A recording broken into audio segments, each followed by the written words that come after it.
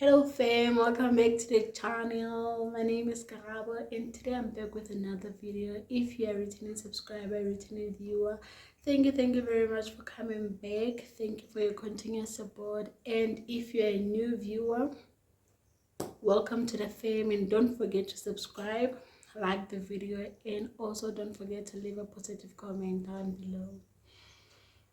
Yes. Okay guys, I know I've been really inconsistent, but that's because I've actually been busy with my test. I've been having back-to-back tests, and I had some assignments I needed to complete since I'm also a student, since I'm still studying. So but I can actually guarantee you that is going to end. That is actually ending right now. Since I'm done, I'm actually preparing myself for my exams, since that's the only thing that I'm left with before the school closes. So yeah, so in today's video I'm actually going to give you tips on how to prepare for your exams thoroughly, how to study thoroughly, and get those A's, those A plus, those distinctions. Yes, hope you guys enjoyed this video. That I'm going to talk about is start preparing yourself early for your exams. Do not wait until the last minute to start preparing for your exams. Whether you are in primary school, high school, or tertiary, we all know that at some point we're going to write the exams of what we've been taught throughout the year. You're gonna have to start like a month to like a month, 2 or 3 months before your exams. The earlier you start preparing for exams, the better. Second thing that I'm going to talk about is be positive. Always believe in yourself. Do not let other students, other learners, or even your teachers or your family members or your friends tell you of how much of a failure you are. Do not let them tell you that you're not smart enough. Do not let them tell you that you're going to fail your exams. Believe in yourself. You know yourself. Always be positive. Make sure that your brain holds on to information you are learning by always reminding yourself, like constantly reminding yourself of how important it is to the work that you've been taught, and how important it is to get the marks that you want, the marks that are going to make you pass, the marks that are going to make you get that distinction. Be positive, believe in yourself at all times. Break up your study sections into manageable parts, because trying to learn or study too much at one time can only result in a tired brain. You know when to study what and at what time. Like for example, if you are practicing maths right now, we have a lot of topics in mathematics. So 30 minutes, just do trigonometry. 30 minutes, try doing geometry or algebra or other topics. Don't study a lot at the same time, because that is going to make you tired. You might end up not even understanding what you're doing.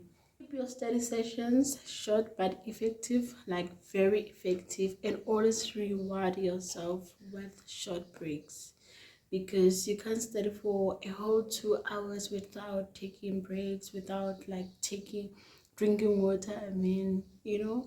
Always reward yourself with breaks, and don't study for a long time. Don't study for a very long time. Well, there's some people who prefer studying for like 2 hours or even an hour before taking breaks. So whatever works for you, do it. Show concepts to anyone who's actually willing to listen to you. Or even better, study with your friends. Group work works at all times. Well, not all the time, but it actually works for some people. Like for example, me personally, I actually love studying alone, but at some point I actually felt that it is necessary to study with your friends, hear the understanding of whatever topic that you guys are studying, you know. At first it's actually going to be strange, but then it's definitely definitely worth reading your revision notes out loud to some study space. The best study space. Make sure that you're going to prepare for your exams in an environment that is free from distractions. Like free from distractions. Do not study in a room where there'll be people watching soapies. You know, how you going to study in that environment? Make sure that your study space is very quiet. There's actually circulation of air in that room or wherever you'll be studying. Make sure that you put your phone away, or even better, switch it off and put it away from you, you know. Yes. Make sure that your study space has a desk and a very comfortable chair, because how are you going to study if you're not comfortable? Ask for help. And I mean ask for help. If there are things that you don't understand, ask your friends, or even better, ask a person who actually understands a certain topic in a certain subject, you know. Do not just sit there, because I know a lot of people who don't actually ask for help, who actually don't understand anything, but they will actually prefer to just sit there and not ask for help. Ask for help. That might actually help you. You're not doing it for anyone, but you're confident in learning areas you know very well, and focus your brain on some sections that you find difficult to take in. So for example, let's say you're very good with maths. I'm not saying you must neglect it, but focus your energy on subjects that you don't understand, you know, that you don't quite understand, or that you find difficult to take in. So yeah, focus more on them so that you balance everything.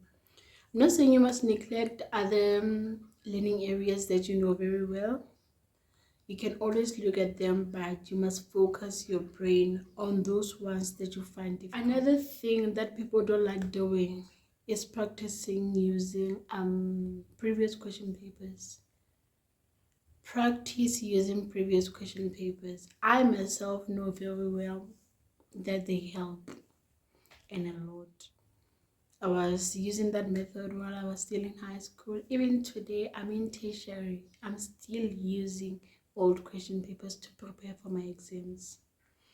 Go even further to attempt old question papers in exam conditions.